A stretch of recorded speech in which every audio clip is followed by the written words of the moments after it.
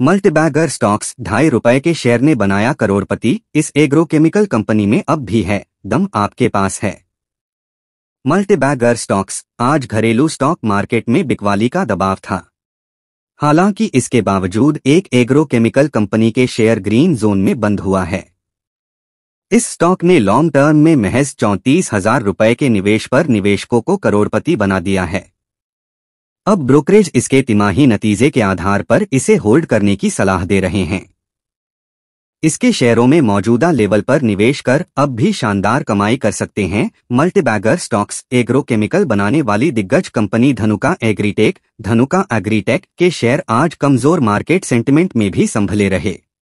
इसके भाव लगभग फ्लैट रहे, लेकिन यह ग्रीन जोन में है। वहीं लॉन्ग टर्म में इसने तो महज ₹34,000 के निवेश पर निवेशकों को करोड़पति बना दिया है। अब आगे के रुझानों की बात करें तो घरेलू ब्रोकरेज फर्म एक्सिस डायरेक्ट ने इसके शेयरों को होल्ड करने की सलाह दी है। इसके शेयर मौजूदा लेवल से अभी 11% ऊपर चढ़ सकते हैं। आज बीएसई पर यह 0.10% की मामूली बढ़त के साथ ₹720.70 धनुका एग्रीटेक शेयर प्राइस पर बंद हुआ है। 34,000 बन गए 1 करोड़। धनुका एग्रीटेक के शेयर 22 अगस्त को महज ₹2.40 में मिल रहे थे। अब यह 29,904% ऊपर ₹720.10 पर है, यानी कि इसने निवेशकों की पूंजी 20 साल में 300 गुना बढ़ाई है और वे महज ₹34,000 के निवेश पर करोड़पति बन गए। अब पिछले 1 साल के टाइम फ्रेम में शेयरों के चाल की बात करें तो पिछले साल 5 सितंबर 2022 को यह बीएसई पर 1 साल के हाई ₹748.90 पर था।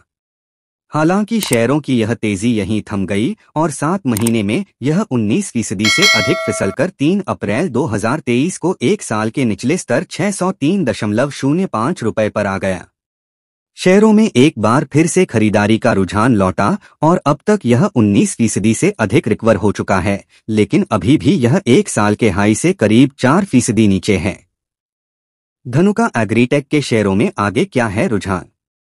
मार्च तिमाही में कंपनी का नेट सेल्स और नेट प्रॉफिट सालाना आधार पर 17% बढ़ गया।